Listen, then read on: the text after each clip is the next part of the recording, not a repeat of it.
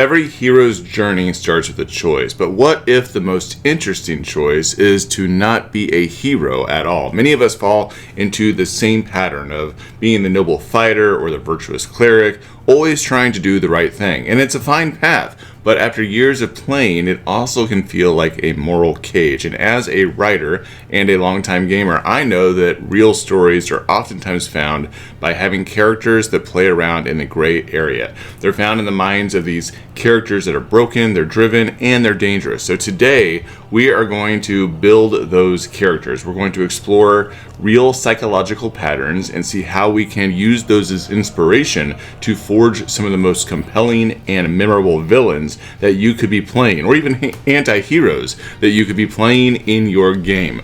But before we get started, let's talk about the project that's coming up in about 30 days. Here at Dungeon Brew, we are about to release our first large crowdfunding project on BackerKit. It is Thagum. It is a new campaign setting manual that gives you a grim, dark steampunk world. Over 200 plus pages that's going to have new subclasses, new lineages, new weapons, gritty firearm mechanics, new feats, new monsters, city guides, and so much more. We are launching in 30 days on September 9th, hopefully with no snags along the way. And we are looking for you just to go and follow the page right now and be ready for that launch. So follow the link, go check it out, and then come back to the video. Alright, I am going to give you 8 different archetypes in 3 categories that you can utilize as a framework to build your villainous or anti-hero character within the campaign. And I'm going to start with the group of the Masterminds. These are the manipulators who weaponize social dynamics. They aren't evil just for the sake of being evil. Their villainy is a desperate strategy for control. They fall into what some psychologists would call cluster B personality types. They're characterized by dramatic, erratic, and emotional worldviews, and they have this fragile sense of self. And they're going to do anything that they can in the course of the game to protect that. The first archetype we're going to talk about is the Machiavellian Schemer. Now, this character's core motivation is utility. They view people as tools. They really do lack empathy, not because they're monsters, but because they've trained themselves to see emotions as weakness, and they believe that they can exploit those to their own benefit. Their backstory is often going to involve a past where they feel utterly powerless, leading them to believe that the only way to survive is to be the one in control. So for this character, it means that the party is a means to the end. They're a group of useful assets to be managed, and they're a part of the party for that reason. So the decisions that you make as this character should always be rooted in this cold, calculating logic. What action is most effectively going to bring that character closer to their goal? The second one that we're going to talk about is the Histrionic Showman. Now, this character lives for the spotlight. Their powers, their actions, even the tragedies are a performance designed to demand attention and admiration. They crave validation, and they're going to stir up any drama or create any conflict to get that validation. Their villainous arc is usually triggered by some moment where they felt like they were ignored or they were outshined. Maybe they had a troubled childhood or a parent that was absent in their life, and this leads them to take extreme measures to reclaim that center stage in some way. So as a player, when you're playing them, you're not just like casting spells, you're playing to the crowd. Every move is for a reaction. Every victory is a standing ovation that you feel entitled to, and you are going to have this grandiose view of who you are, and everything that you do on the battlefield, you're going to regale in that story and tell everyone like it's the best thing that's ever happened. Then we have the Infallible Sovereign. Now, this character has, again, this grandiose sense of self-importance, but they also have a deep need for admiration that isn't just about attention. It's about confirming their own self-image as superior and unique, and any perceived slight that they have is an existential threat, and their response is oftentimes going to be swift and cruel to silence that threat. Their villainy comes from this inability to handle criticism or failure, and they are going to exploit others not just for gain, but to reinforce this imagined greatness that they have about themselves. Their ultimate goal is not really just for power, but it's for a world that reflects their self-image as being a god among mortals.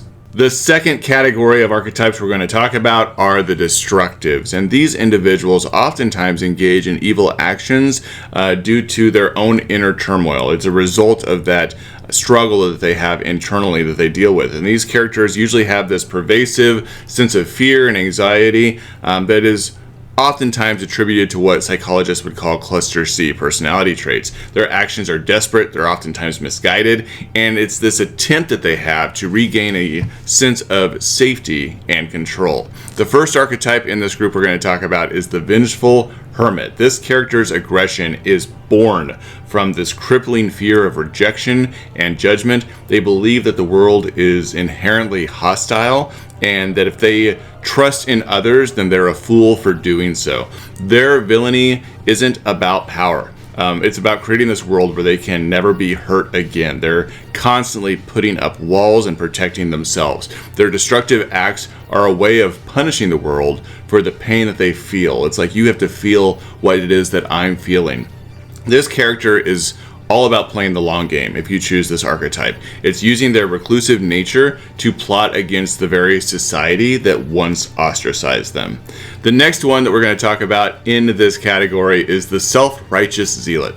This character is defined by this relentless need for control, order, and perfection. They have a rigid moral code, and their villainy emerges because they believe that the world is failing to live up to their standards. Their destructive acts are a form of creative destruction, so to speak. It's this belief that they must tear down the corrupt old world to build the perfect one to put into its place. And their motivation, again, it's not about power necessarily. It's not about personal gain. It's this conviction that they are the only one that can bring this true order to the chaos that they perceive.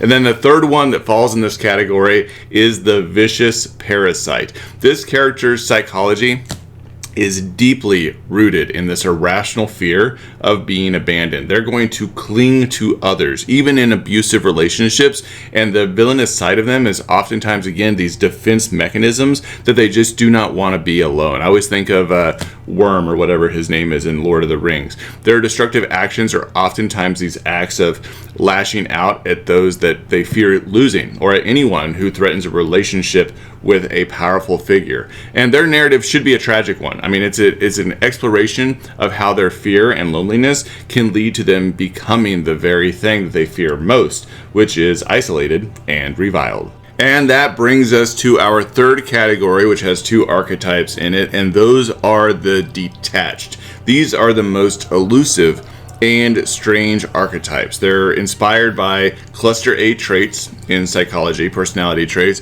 and they're oftentimes very detached from typical social norms. And like many of the others, I mean, you don't always see this need for power, and there's not really a fear of abandonment, but there's really this neurological perspective that is kind of separated from, again, the norms. It's so unique that it's really unsettling to those around them. The first one in this group is the paranoid strategist. This character is a master of tactics, but their genius is fueled by a profound distrust of everyone around them. They interpret every action as a potential betrayal, and they are trying to survive and avoid that betrayal at any cost. Now, they might join the party to neutralize a greater threat that they perceive, but they will turn on them when they believe that they too have been betrayed. Playing this character is a constant exercise in suspicion and caution, building a narrative where your actions are always a step ahead of whatever the imagined threats are that you perceive around you. The next one in this category, the final one, is the Emotionally-Detatched Observer. This is a character who feels little to no desire for social connection with others. They might be a genius or a scholar or a scientist, but their motives are a mystery because they lack emotional investment. They might perform some destructive acts, not out of malice, but out of this cold, calculated logic or this scientific curiosity. It's like the numbers can't lie, so I have to do this particular thing. They see the world as being a complex system to be understood and manipulated, not as a place to form bonds with other people. And their villainy is perhaps the most frightening because it lacks the human element altogether. They don't have the passions, they don't have the fear. They're making their acts purely on these logical and utterly without remorseful connections in their own mind. It is my hope that one of these archetypes gives you a foundation to build on, while also keeping in mind that you shouldn't become a problem player around the table when you're playing with others, because it's really a common mistake to think that evil means that you are rude. And the secret to a good dark character is to integrate them in the party without dominating the entire gaming experience for everybody. Your motivations, no matter how dark they should be, need to align with party goals, at least for a time, until you can talk to the game master and see if there's another path forward that adds to the story that you guys are collaboratively telling around the table.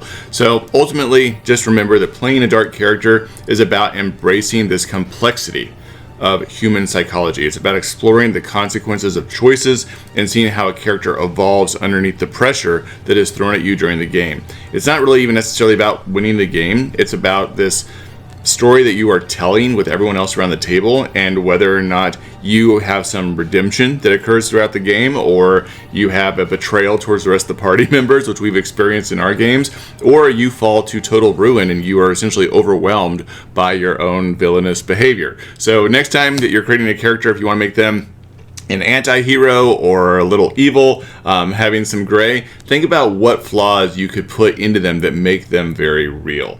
I hope that you have enjoyed this video. Please go follow us on Patreon, where we have lots of Game Master resources, and go follow our backer kit. We are 30 days out for Thigum releasing, and the team here at Dungeon Brew has been working very hard to get that prepped. I'll see you all again next time.